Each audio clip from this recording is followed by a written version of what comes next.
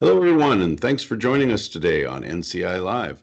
My name is David Groth. I'm a technical sales specialist here at Network Center. And today we're going to be talking about the Microsoft 365 updates that have just happened recently. Joining me today is John Ryan, a technical sales specialist also here at NCI. Hello, John. How are you doing today? Hey, good. Good to be here. Yeah, I'm glad to see you. Just wanted to remind everyone real quick that if you're watching us live on YouTube or on LinkedIn, feel free to chat us your questions and we'll try to answer them live on the air. And go ahead and send them in. We'll do what we can to answer them. Uh, John, again, welcome. Thank you. Yes, You ready to talk some Microsoft 365? absolutely. We're both very excited about 365 on a regular basis. We do a lot of different stuff. So why don't you 365 updates. Tell me a little bit about them. What happens when 365 updates? A little different than patching, right? Yeah, so Microsoft with the 365 suite of hosted products, there are it's kind of a continually evolving solutions for Microsoft, and essentially what they do is they keep working on making tools better, giving you more options of different ways to use tools. We'll kind of dig into a little bit of like what's coming out with Excel, some tools that you're familiar with, but they're also releasing new tools, and a lot of this stuff is included within your subscription Mm. through 365. So a lot of it is free. It's just kind of up to you to know about it, to use the tools, or try to leverage the tools to help your business become more efficient and Sure. better communication, more collaboration, kind of everything that 365 stands for. Certainly.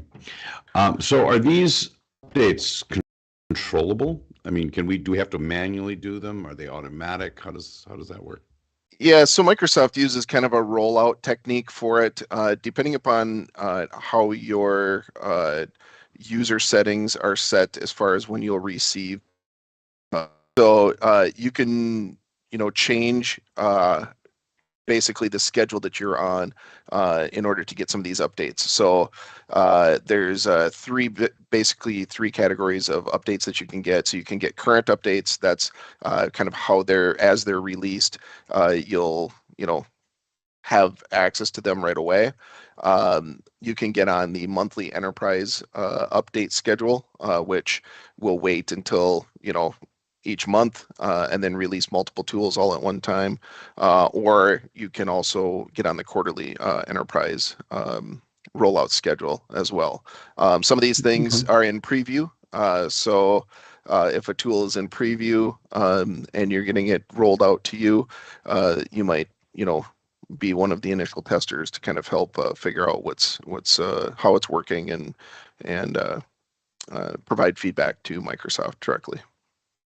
And you can be part of the what do they call it? The Office Insider program. You can be like on the bleeding edge, and you Yeah. can give them feedback for the When I different worked at products. Microsoft, it was dog fooding, right? You're in the dog food Dog stage. food. Yep. You're gonna get every feature, but you're gonna try out all the different stuff. Right.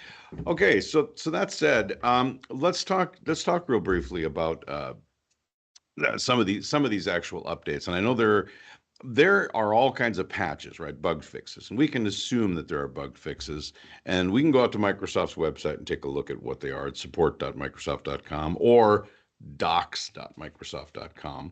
But let's go ahead. We've prepared a little kind of slideshow to what those some of those updates are, right? So we can go through them and we'll talk about each product kind of one by one. And I'll let you kind of drive here on this. Take a look at what's out there. So why don't we go ahead and what start with some of the updates that we have. Yeah, so obviously a couple of older tools here, OneDrive and Excel.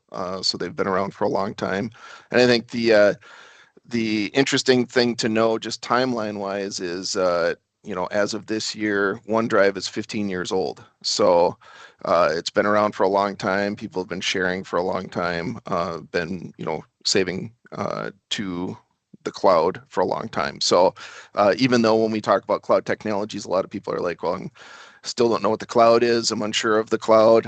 It's been around for 15 years, and you don't hear a lot of breaches in the Microsoft stack. So, but we'll talk about OneDrive, a couple of updates with the home screen, which is they're cool updates.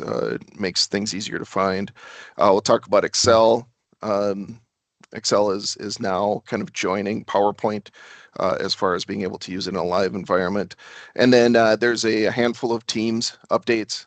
We'll talk about some of the phone updates as well as some of the actual new features that are available within Teams meetings. And then Viva is actually, you've probably seen a lot more coming out on Viva recently, but they're offering now a Viva Engage and Viva Goals as two completely new offerings within Microsoft 365. Very cool. Very cool. I can't wait to talk about Viva when we get there.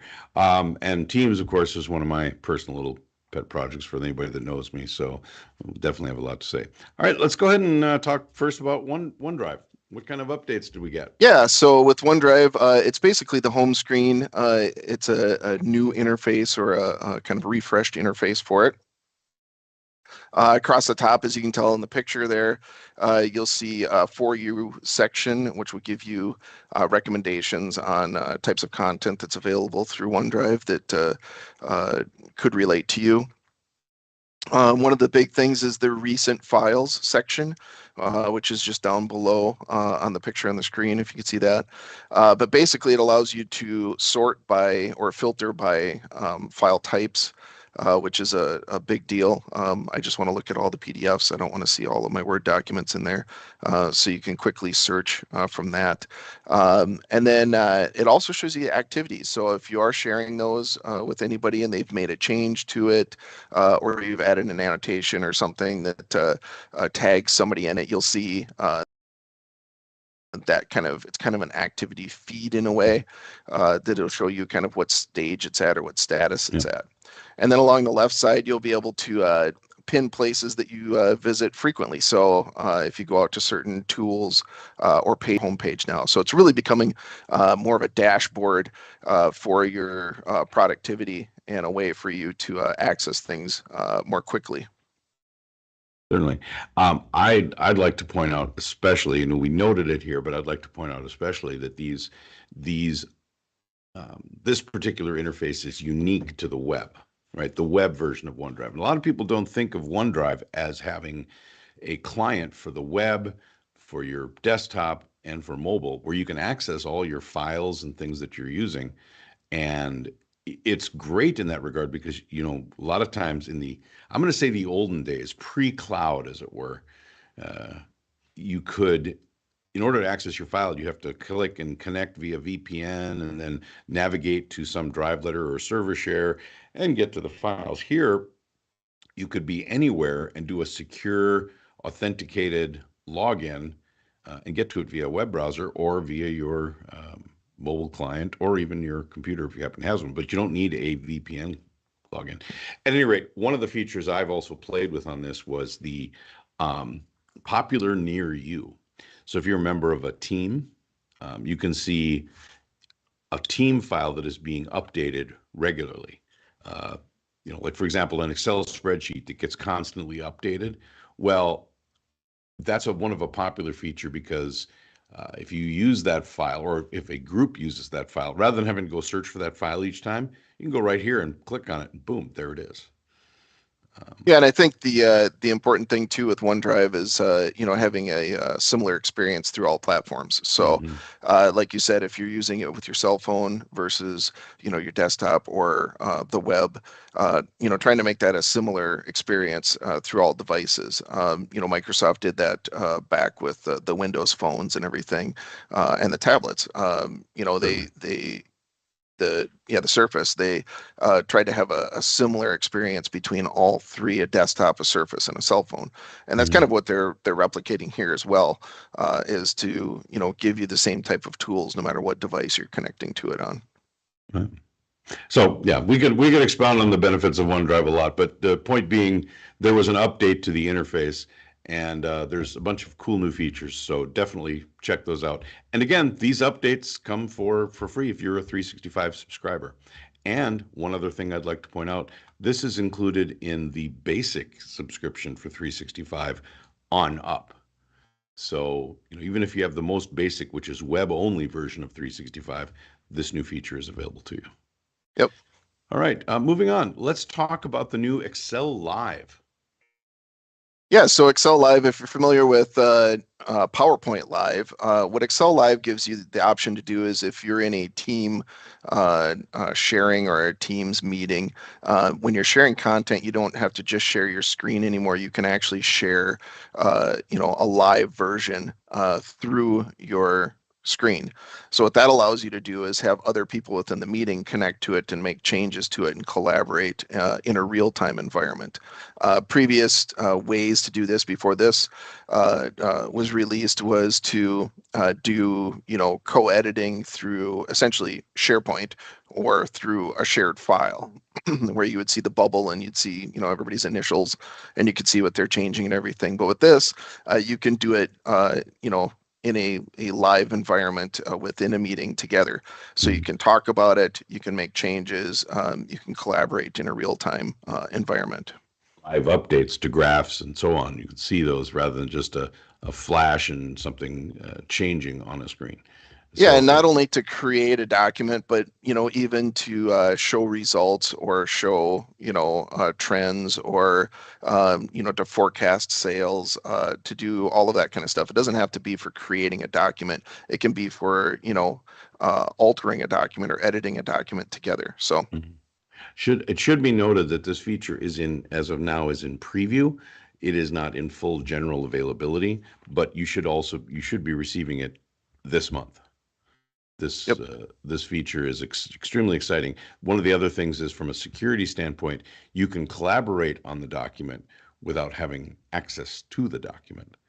That's one of the key features of the Excel Live. Yep. Or, even logging into SharePoint, you don't really need to log into SharePoint. You just have to be, a member of the meeting in Correct. order to do it. So, Correct. Yep. You can just edit it right then and there during the meeting, and then once you're out of the meeting, that's it. yep. So very cool feature, very exciting. Matter of fact, just as an FYI, we're actually using PowerPoint Live during this particular broadcast. So kind of a cool function. Yep. We could use Excel Live in the same manner. I just want to take a quick little interjection here while we're doing this. Please, if you are watching this live, please send us your chats, just as a reminder. That way we can, if you have any questions about these updates or what's going on, by all means, let us know. John, I'm going to go ahead and take over here on a lot of this because this is my area of expertise. We're going to talk about Microsoft Teams, specifically Teams, the calling piece, and some of the new changes that have come about. Microsoft Teams has gone through. They have the whole voice feature, and throughout some of the iterations of NCI Live, we've talked about the Teams calling, the ability to make phone calls, and the licenses have made changes in their terminology. Some of you that are out there listening to us have manage your licenses yourself and so on, but it's going to be very important that you notice this change in terminology.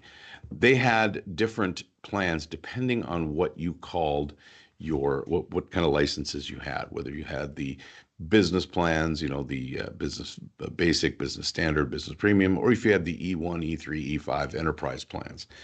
Now they've consolidated them into just one calling license. Well, it's two really, but effectively they're called Microsoft Teams Phone. One includes a calling plan, one does not. The Teams Phone standard has no calling plan. In other words, no minutes, no nothing. And that's for people that want to bring their own connection. We call it direct routing. It allows you to bring, there are multiple third-party carriers out there that, if you're a larger company, typically because of scale, you can get better, I'm going to say, quote unquote, deals, again, using my air quotes. But note there's a 4 nines or 99.99% SLA. You get 7 days a week, round the clock support. And it includes the auto attendance, call transfer, call queues, and it is a very good phone system for $8 per user per month. That is Microsoft Teams Phone Standard. That is the present name of the phone system license. Now, the other one is the same thing. The $15 per user per month license is the phone system with calling plan. And the only thing that really gives you in addition is 3,000 per user, 3,000 minutes per user per month pooled. I'll explain that in a minute. Plus it gives you an inbound phone number per user. Now, and then it'll give you, I think it's a couple of extra, I don't remember the exact number, so I apologize on that. I think it's a percentage of how many users you have for, say, inbound numbers. So you can provision, say, if you have 500, you can provision 50 extra phone numbers if you need them. But at any rate, it gives you 3,000 minutes. Now, those are pooled with all of the other users that have calling plan on your Microsoft tenant. And that's extremely important because you may have some users that don't make any calls, or they only call internal people. And then you have people like, I'm going to use the example of a salesperson who makes nothing but outbound calls, and they may go over their 3,000 minute calls or their 3,000 minute allocation, but they're pooled between people. So, okay, so that said, now there also, because of this, there have been some licensing changes with the business voice, which was the popular license. And that's specifically for customers that have 300 and below counts of users. As of September 28th, if you have a business voice license, you will need to transition. You have to transition to the new Teams phones with calling plan. Okay, because the business voice included the calling plan. Okay, then, or excuse me, the business voice included the calling plan. You'll need to transition to the new Teams phones with calling plan on your renewal date. So when that new renewal date comes up, you'll have to transition to that license, that plan. It does not happen automatically. Microsoft does not take care of this for you. Okay, that's an unfortunate thing. And Microsoft has, with some things in 365, only certain things, if they change your license, they do let you know. They email the administrator and usually a billing contact that this will be happening. The price is the same. It will require purchasing an updated license part number, I said. And key to this, functionality could be lost if licenses are not changed over properly. If you want to go ahead and rewatch this video, we can put this link in our description, but this is the link where it describes how this process works and what are the details. So there's a lot of information to be read and really too much to be covered on a live broadcast, but it is important to point out this particular change that's coming up. So if you have any questions, again, feel free to chat us here while we're talking about it live.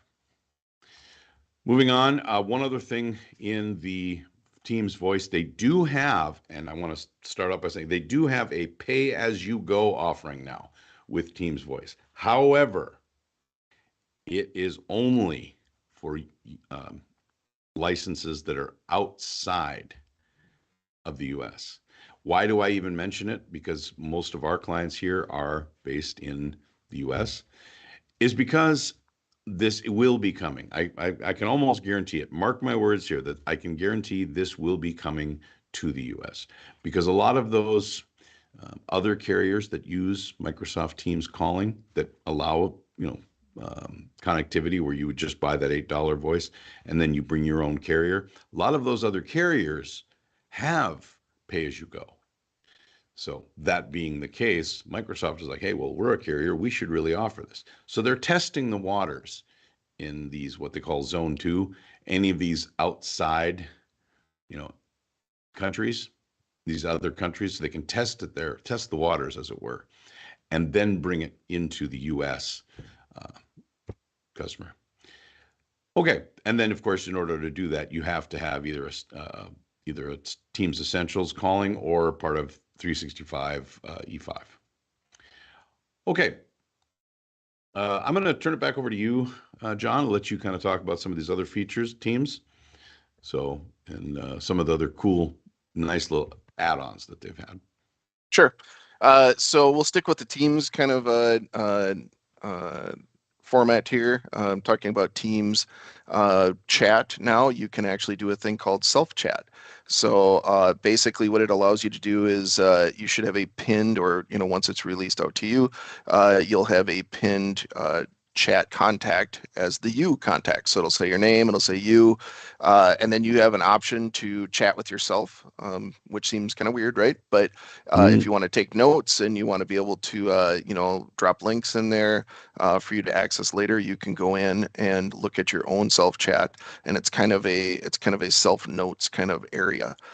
You can also add files to it. It does give you opportunities to jump out to your LinkedIn page.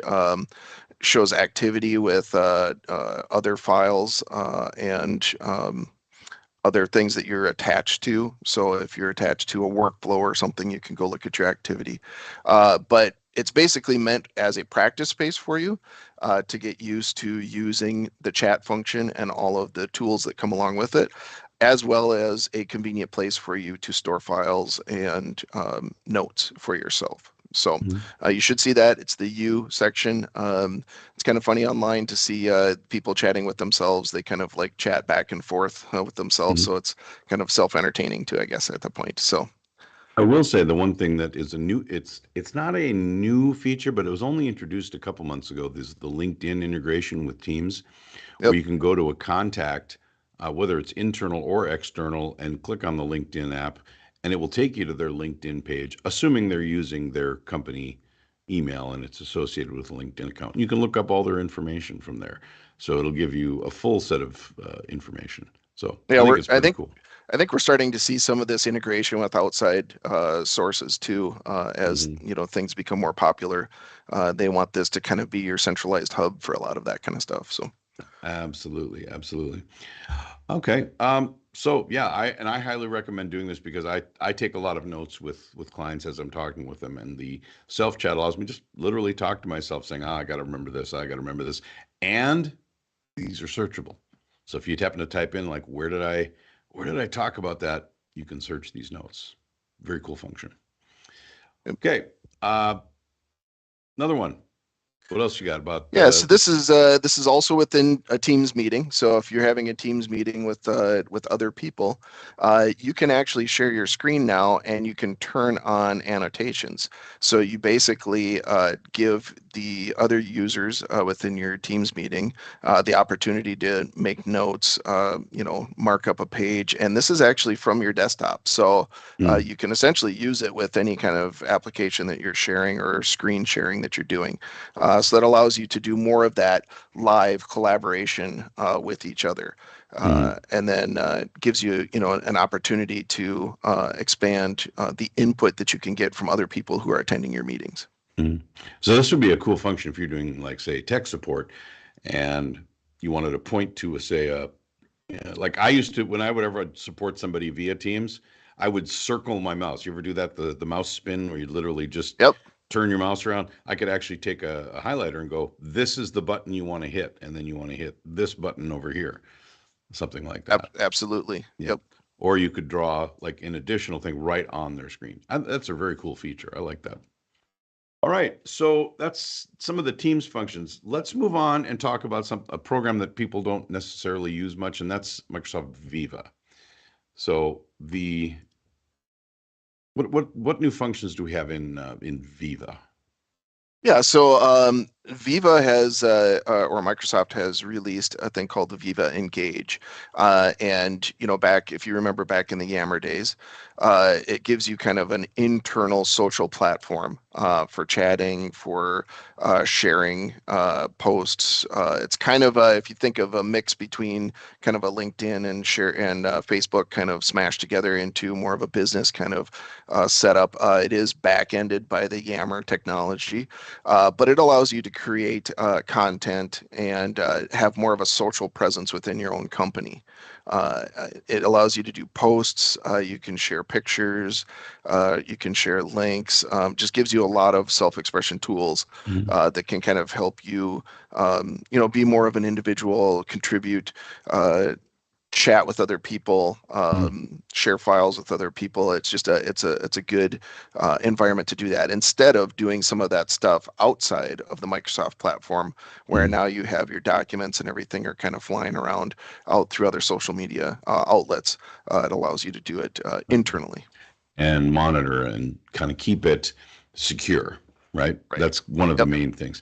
And now to Absolutely. compare and contrast it with, say, Teams, would you say that Teams is for organizing the actual work that you're doing, and Engage is organizing more somewhat of the generalized interactions, whether it be, like, hey, this is what our company picnic is going to be about, and hey, what do you guys think of our company is here's some of the good things our company is doing in the community, company relations, product announcements. Is Yeah, that and what you? I think it's more of an destination for coworkers to visit, to Mhm. come and see what's going on, a place that you can make announcements and share information Mhm. that doesn't have to be through like a Teams channel or something that they're invited to, you know. Right, right. So now I've made this statement many times, and it's based on some information, but what I'm seeing is that if you look at the product releases that Microsoft has done over the past year, especially with Teams,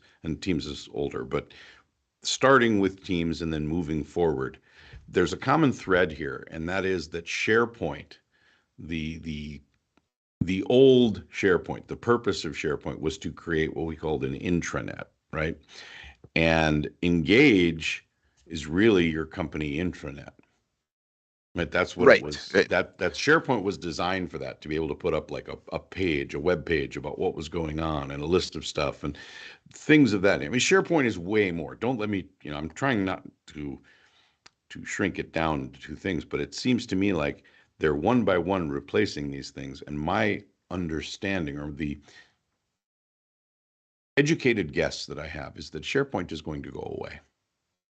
That's my Yeah, opinion. and I think a lot of people end up using Teams chats or channels to do a lot of this stuff. So I think they realized that, and instead of having just a Teams group that's Mhm. constantly throwing stuff back and forth, you can actually, and that's more of a individualization kind of Mhm. personalization, personal.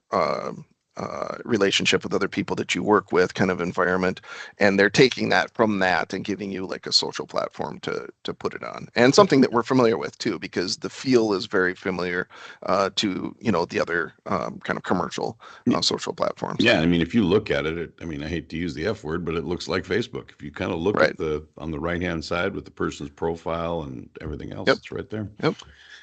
Okay, we're kind of running out of time here, so let's get to the last product here, and that's Viva Goals.